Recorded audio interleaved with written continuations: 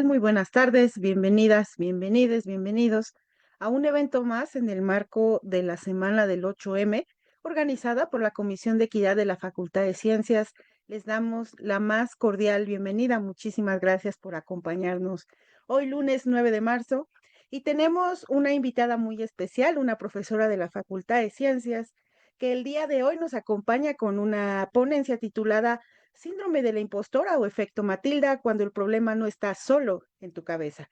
Es la doctora Claudia Segal Kichinevsky. Y pues antes de darle los micrófonos a la doctora Claudia, vamos a leer su semblanza curricular para que podamos conocer un poco más de ella. Claudia Segal es bióloga molecular y microbióloga, profesora e investigadora en la Facultad de Ciencias de la UNAM, especializada en levaduras no convencionales y microorganismos extremófilos. Su trabajo aborda la fisiología, genética y biotecnología microbiana, con amplia trayectoria en formación de recursos humanos, divulgación científica y gestión académica. Actualmente es coordinadora general del Departamento de Biología Celular. Pero más allá de las pipetas y los microscopios, su verdadera pasión es compartir lo que sabe. Ha guiado a un montón de estudiantes en sus tesis y ama dar clases. Hoy sale un ratito del laboratorio para dejar de lado a los microorganismos y hablarnos de un bicho muy diferente, ese que se mete en nuestra cabeza, nos hace dudar de nuestro propio éxito y nos hace preguntarnos, ¿yo por qué voy a hablar de esto? Muchísimas gracias a la doctora Claudia Segal. Los micrófonos son todos suyos. Muchas gracias a la Comisión de Equidad y a Cristina Cervantes por la invitación y a todos los compañeros que están aquí apoyando para la presentación. Voy a compartir mi pantalla, si lo logro. Compartir, ya la ven, ¿verdad? Ya. Ok. Bueno, entonces efectivamente le puse a esta plática síndrome de la impostora o efecto Matilda, cuando el problema no está solo en tu cabeza, porque al igual que la mayoría de ustedes, creo que padezco de este síndrome de la impostora y quise aprender yo misma un poco más de qué se trataba. Y entonces ahí descubrí que el problema no está solo en nuestra cabeza. Entonces, pues ¿cuántas aquí hemos sentido alguna vez que nuestros logros nada más fueron una cuestión de suerte y que además pronto van a descubrir que somos un fraude? Estoy segura, cuando contaba yo hoy, en los días pasados que iba a dar esta charla, todo el mundo me decía, yo soy experta, todas las mujeres. Si bien es algo que nos ocurre a todas, todos, todes, creo que en particular nos ocurre más a las mujeres y es justo porque está mezclado con este efecto Matilda. Entonces, primero vamos a hablar de esa voz que tenemos en la cabeza y que no surge de la nada, porque en realidad tiene mucho que ver con cómo hemos sido tratadas las mujeres en la historia. Entonces, bueno, si vemos la definición del síndrome del impostor o de la impostora, pues es un fenómeno psicológico en el que, a pesar de haber pruebas objetivas de que tenemos la competencia porque tenemos los títulos, los ascensos, los premios, pues no nos sentimos merecedoras, merecedores de este éxito. Entonces, ¿a qué se debe? Entonces, bueno, ¿qué es este síndrome de la impostora? Es la incapacidad para internalizar y apropiarnos de nuestros propios logros. Es un miedo constante y paralizante a ser descubierta. Perdón que se me conecta aquí algo extraño. Ya desapareció mi video, ¿verdad? Ah, No, se sigue Ahí viendo ya, la ya, presentación. Ya, listo. ok.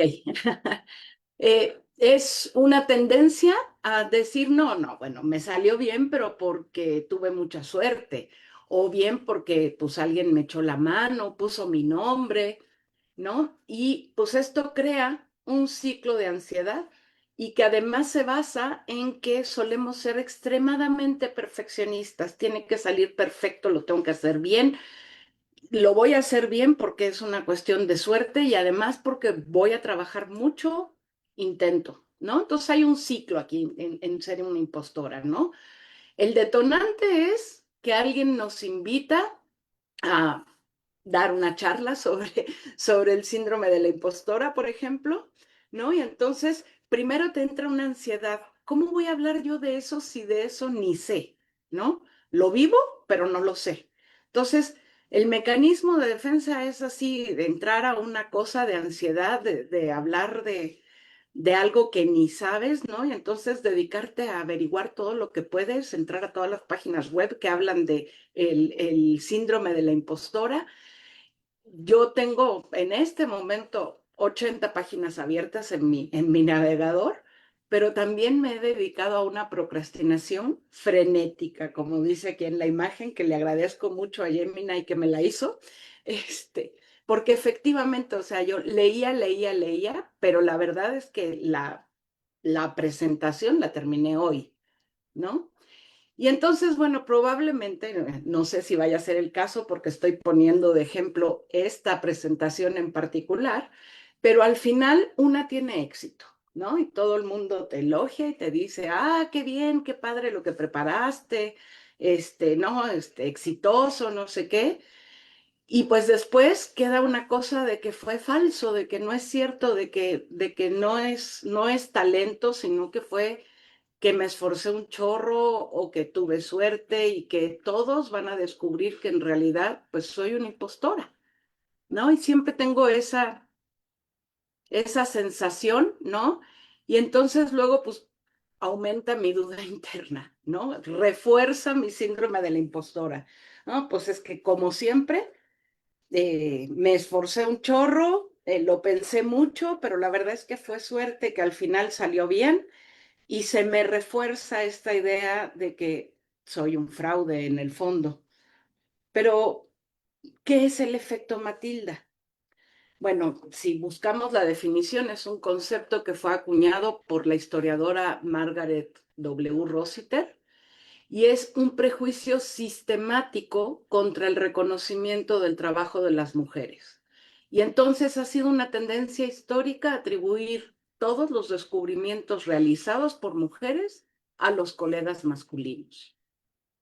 Entonces vamos a ver algunos ejemplos. Por ejemplo, empezamos por Trotula de Salerno. Ella fue pues una médico, provenía de una familia de grandes recursos y su papá, que me parece que fue filósofo, eh, la, la conminó a estudiar y ella estudió medicina. Fue una de las 3 médicas que fueron aceptadas en ese entonces a estudiar y ella fue ginecóloga. Y bueno, fue de las primeras en decir que la menstruación no era suciedad, que la menstruación no era una expiación de la culpa de las mujeres, pero además escribió sobre la violencia obstétrica, por ejemplo, que los desgarros eran más bien falta de pericia por parte de los médicos y no en realidad pues una consecuencia lógica del parirás con dolor. Durante siglos se asumió que los textos escritos por ella habían sido escritas por algún médico hombre, pues simplemente porque no habían médicas mujeres en ese entonces, ¿no? Luego otro ejemplo que encontré es el de Lise Meitner, una científica judía que descubrió la fisión nuclear. Ella trabajaba en un laboratorio en Berlín al lado de John Hahn. Trabajaban mano a mano, ella era la física, él era el químico, descubrieron juntos la fisión nuclear. Descubrieron juntos es un poco un decir porque ella no podía acceder al laboratorio, porque ya habían cubierto la cuota de mujeres que podían participar en ese laboratorio y entonces ella trabajaba en el sótano, y bueno, discutía con Han eh, pues todos sus descubrimientos y pues entre ambos propusieron la fisión nuclear, que es la base para haber hecho la bomba atómica. Sin embargo, el premio Nobel se lo otorgaron únicamente a él, básicamente porque según esto, a partir de los años 60 aproximadamente, ella se volvió loca. No sé, bien cuál fue su padecimiento mental. Dejé de compartir, ustedes disculpen, voy a compartir nuevamente. Porque lo que Listo. se quitó fue mi video y era lo que quería. Ya. Ok, entonces, bueno, ella fue la descubridora y el Nobel se lo dieron únicamente a él porque fue en 1969 y para entonces Lais había ya sido catalogada como deficiente de sus facultades mentales porque según esto enloqueció. Y algo muy importante de ella es que fue de los pocos investigadores que cuando se dieron cuenta de que lo que estaban proponiendo era la base para hacer una bomba nuclear, ella fue invitada a trabajar al proyecto Manhattan, a irse a vivir a Estados Unidos. Claro que ella no consideró que Hitler iba a hacer todo lo que hizo y pues no quiso irse a Estados Unidos, se negó a participar en el proyecto Manhattan y bueno, pues finalmente esa fue su historia, ¿no? Otro caso, por todos bien conocido, o bueno, por lo menos entre los biólogos en la Facultad de Ciencias, es el de Rosalind Franklin. Ella obtuvo la fotografía que fue clave para entender cuál era la estructura del DNA. Si bien ella era física y química y bueno, entendía de hacer la cristalografía de rayos X y entendía de ángulos de enlace y la posición de los átomos y la densidad de las moléculas, etcétera. Lo cierto es que Watson y Crick fueron unos genios al ser capaces de entender utilizando piezas como de rompecabezas lo que Rosalind Franklin había descrito con esta famosa foto 51. De todas maneras, a ella no le dieron ningún crédito, o sea, a pesar de que usaron todos sus datos y de que Watson se escondió a escuchar una charla de ella donde explicó esta foto, pues en el artículo que publicaron el 25 de abril de 1950, la estructura del DNA, pues a Ross de eh, ningún reconocimiento real al trabajo que había desempeñado. Entonces, las mujeres, no solo en la ciencia, en el arte, en la cultura, en el deporte,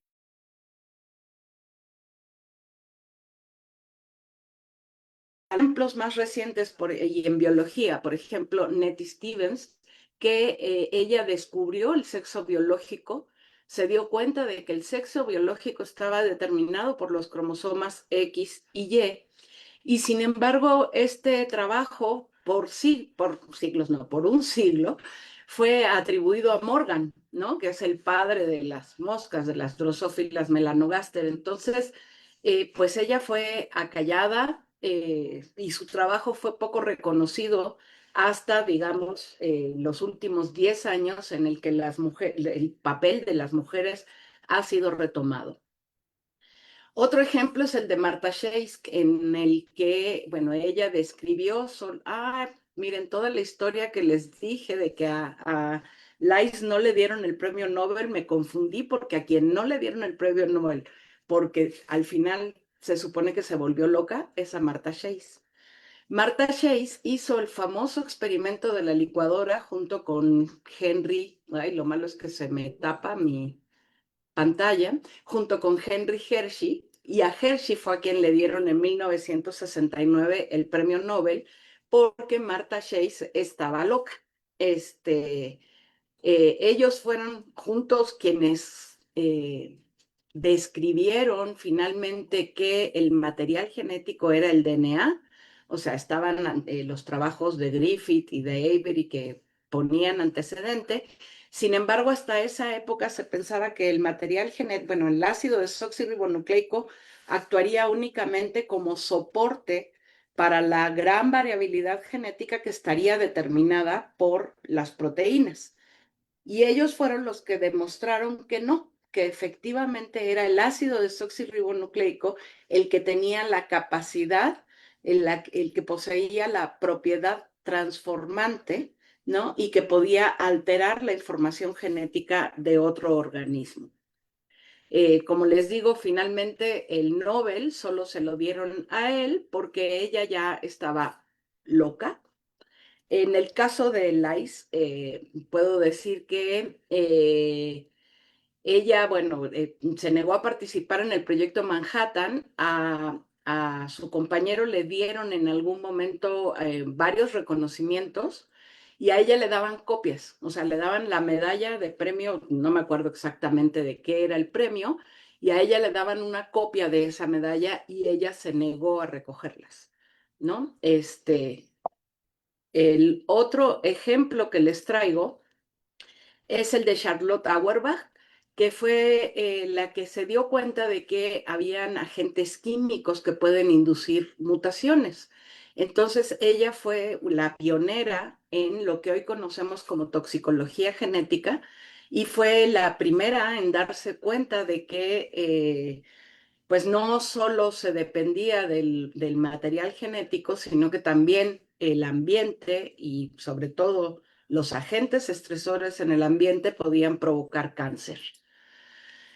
Asimismo, tenemos a Anne McLaren, que ella sentó las bases de la biología del desarrollo y es gracias a ella a quien le debemos que hoy exista la reproducción asistida, porque ella intervino en mucho del descubrimiento y de la descripción del desarrollo embrionario y, bueno, pues sentó las bases para lo que hoy conocemos como reproducción asistida.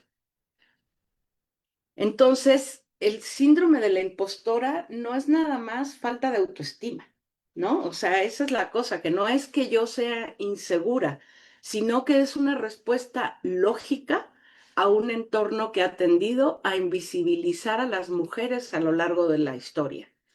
¿No? ¿Por qué? Porque crecimos sin referencias históricas reconocidas, lo cual alimenta la duda interna, porque esta es una tarea de hombres. Son los hombres, los médicos, los científicos que han llevado a cabo los descubrimientos. De hecho, parte de esa invisibilización viene incluso dada en la forma en la que se reportan los papers, los artículos de investigación, vienen solamente las siglas del nombre y los apellidos. Y entonces hemos asumido que muchos de los descubrimientos, muchas de las investigaciones, etcétera, pues han sido realizadas por hombres. O sea, muchas veces nos ha pasado que solo vemos el apellido y asumimos que fueron hombres. Y entonces, bueno, este borramiento externo, que es el efecto Matilda, pues nutre nuestra inseguridad interna, que finalmente es el síndrome de la impostora, porque todo el tiempo estamos viviendo con esta cosa de que las mujeres no somos capaces y no hemos sido capaces a lo largo de la historia porque esa historia se ha invisibilizado. Entonces, ¿qué puedo y qué debo hacer? Algunas de las ideas que encontré es esta de crear un diario de logros propio, o sea, que con datos objetivos escribamos cuáles sí son nuestros logros, qué sí hemos logrado hacer, ¿no? Romper el hábito de justificarte, aceptar los cumplidos, nada más diciendo gracias. No tenemos que decir, ay, sí, es que tuve suerte porque fíjense que justo me contrataron o justo encontré el paper o justo me salió el experimento. No, no fue cuestión de suerte, lo hemos trabajado bueno, pues ahora sí que nos lo merecemos. Entonces, aprendamos a decir gracias sin estar justificando a qué se debió ese logro. También hay que reconocer que el perfeccionismo es un mecanismo de defensa y no una virtud. O sea, tendemos a intentar tratar de hacer todo perfecto y si no nos sale perfecto es una tortura y un sufrimiento y en realidad el tratar de hacerlo perfecto es un defecto porque se debe a que las mujeres lo tenemos que hacer bien, junto con tener a los hijos comidos, bien alimentados, que hayan ido a la escuela y que estén bien peinados y que además hayamos dejado tendida la cama, el desayuno preparado, lavado. También tenemos que llegar al laboratorio, que el experimento salga perfecto, que te llamen que el niño tiene mocos y tienes que irlo a recoger. ¿No? Y a pesar de todo eso, tratamos de hacerlo perfecto, ¿no? Y pues muchas veces no se puede. Algo que me encantó de todo lo que encontré fue esto de practicar la teoría de la amplificación. ¿Qué es la teoría de la amplificación? Pues es algo que pasó en la oficina de la Casa Blanca de Barack Obama, ¿no? En la que pues las mujeres que estaban ahí se descubrieron con este asunto del mansplaining, ¿no? Una de ellas hacía alguna propuesta, era ignorada y al rato algún hombre daba la idea exactamente igual o muy similar a la que se había planteado 10 minutos antes por una mujer, ¿no? Y entonces ya se convertía en la idea de este hombre. Y entonces lo que empezaron a hacer las mujeres en la oficina de la Casa Blanca fue a retomar lo que dijo la compañera, ¿no? Así como planteó Ana Cristina de que tenemos que hacer esto, pues yo propongo que y siempre amplificar la idea que ha dado tu compañera en el salón de clases, ¿no? O sea, en el salón de clases, cuando alguien hace alguna propuesta, tiene alguna pregunta, otra compañera puede retomarlo para que no seamos invisibilizadas. Y por lo tanto, el chiste es dar crédito públicamente y en voz alta de las ideas que han planteado las compañeras y abandonar esta cosa de que si un hombre retoma nuestra idea, pues hasta nos hace sentir bien porque antes no estaba tan equivocada, en vez de apropiarte de que fue tu idea originalmente, ¿no? También hay que atreverse a afirmar, defender y reclamar la autoría de nuestro propio trabajo, ¿no? Y aquí la importancia del trabajo en equipo que tanto promovemos en la facultad y que a veces nos cuesta muchísimo trabajo porque pues el compañero que no trabajó, la compañera que dice que nada más lo va a pasar en limpio, y muchas veces, bueno, algunas somos las que estamos persiguiendo y como además somos perfeccionistas, pues tratando de que salga perfecto. Y además, pues al final ponemos el nombre de todos, hayan hecho o no hayan hecho lo que tenían que hacer, ¿no? Entonces, también tenemos que acostumbrarnos a eh, reclamar de que sí somos autoras y pues validar nuestro propio trabajo. Entonces, lo que les quiero decir en esta charla es que no dejemos que la historia nos vuelva a borrar. ¿Por qué? Pues porque el síndrome de la impostura nos trata de convencer de que somos chiquititas, como la imagen que puse antes, ¿no? De la niñita con la sombra del gigante. O sea, no somos fraudulentas, no mentimos, no, sí nos esforzamos, sí llevamos a cabo el trabajo, ¿no? Pero el efecto Matilda se encarga históricamente de que nadie nos note. Entonces, a partir de ahora, nuestra mayor rebelión no es nada más empezar a creer en nuestro propio valor, sino convertirnos en el megáfono, gritar todo el trabajo que llevamos a cabo nosotras y que llevan a cabo las mujeres que hay a nuestro lado. Entonces, esta es la imagen que me creó Gemini para decir gracias, ¿no? Le pedí que fuera feminista, que tuviera moscas, DNA, que tuviera fórmulas físicas y matemáticas, y no me gustó, me pareció de lo más cursi del mundo, y entonces, pues yo dejo esta, ¿no? Que hoy, siendo 9 de marzo, pues tenemos el 9, nadie se mueve, hay que reconocer que solo lo podemos hacer las privilegiadas de la universidad, ¿no? En la calle, en las escuelas, las mujeres están dando clase, las mujeres están llevando a sus hijos a la escuela, están yendo a trabajar.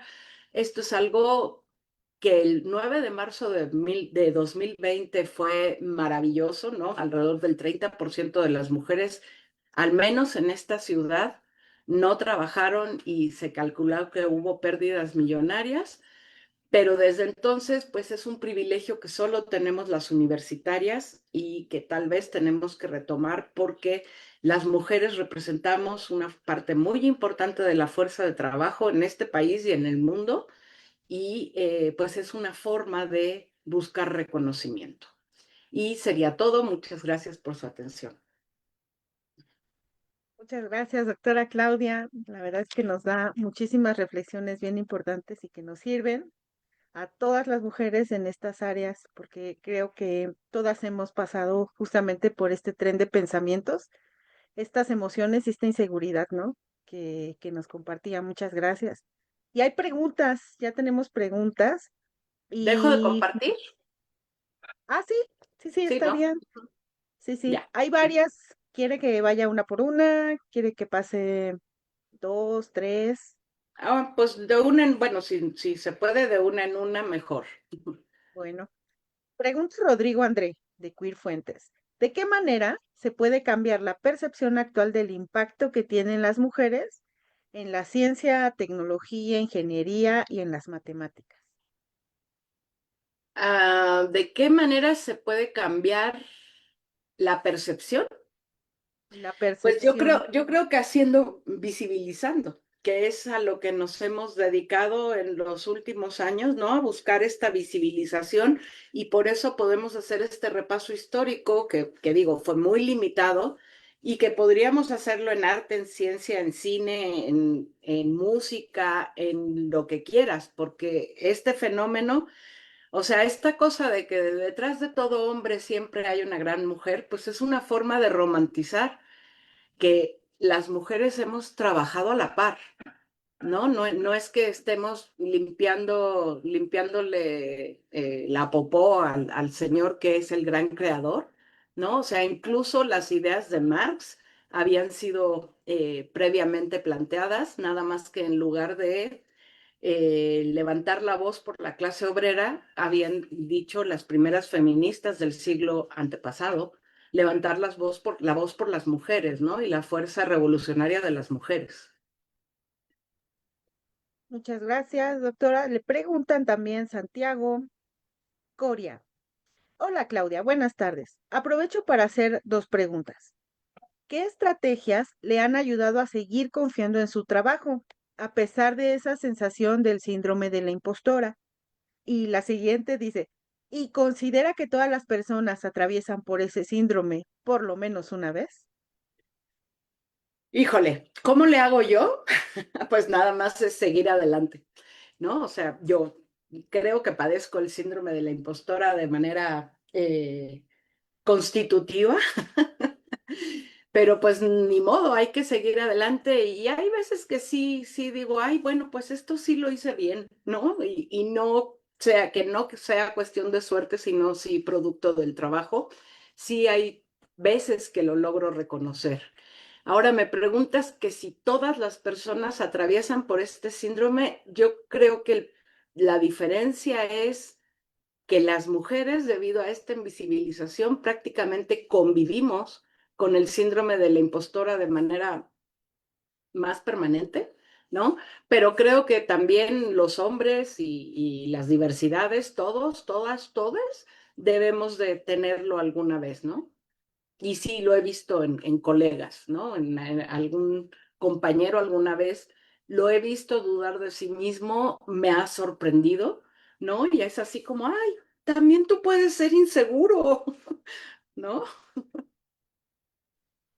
Muy bien, muchas gracias. Le pregunta también Saide, ¿cómo podemos diferenciar entre una autocrítica saludable y el síndrome de la impostora dentro de la vida académica?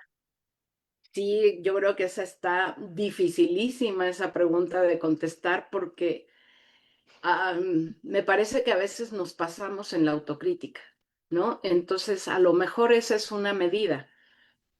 Si tú sola sientes que te estás pasando contigo misma, que estás exagerando en la autocrítica y en pensar que eres un fraude y en pensar que te regalaron